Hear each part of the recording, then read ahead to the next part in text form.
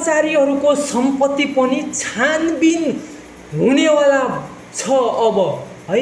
एकै कर्मचारी अधिकृत लेभलभन्दा माथिको कर्मचारीहरूको सम्पत्ति छानबिन हुनुपर्छ, हुनेवाला पनि छ अब। एउटा 50-60 हजारको सेलरीले ठाउँ घरेडी 100 बिघा जमिन कहाँबाट आयो?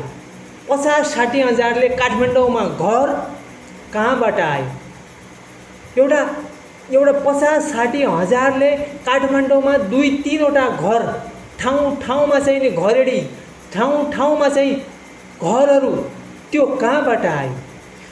अब त्यही भएर अहिलेको सरकारले अब तयारी गर्दैछ कर्मचारीबाट। अब कर्मचारीको सम्पत्ति शुद्धिकरण हुनेवाला छ है। केही दिनभित्रै अब जति पनि कर्मचारीहरू छन् तिनीहरूको सम्पत्ति चाहिँ शुद्धिकरण हुनेवाला छ। त्यो सम्पत्ति कहाँ लुकाउनु पर्ने हो अहिले लुकाइहाल्नुहोस्, पछि तपाईहरूलाई साह्रै गाह्रो हुनेवाला छ।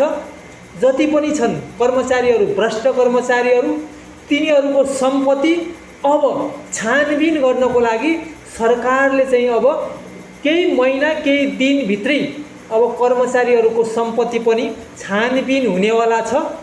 अब त्यो सम्पत्ति कहाँ लुकाउनु पर्ने हो लुकाइहाल्नुहोस्, नत्र भने तपाईहरूको जागिरी प्लस सम्पत्ति पनि सरकारले चाहिँ नि हडप्नेवाला छ। त्यही भएर अहिले नै तपाईहरू चाहिँ त्यो अपुग सम्पत्ति, त्यो भ्रष्टाचार गरेको सम्पत्ति कहाँ लुकाउनु पर्ने हो लुकाइहाल्नुहोस्, पछि चाहिँ तपाईहरूलाई साह्रै गाह्रो हुनेवाला छ। अब एउटा 50-60 हजारको महिनाको सेलरी खाने कर्मचारीले हैन ठाउँमा घर ठाउँमा चाहिँ नि घरहरू कहाँबाट आयो?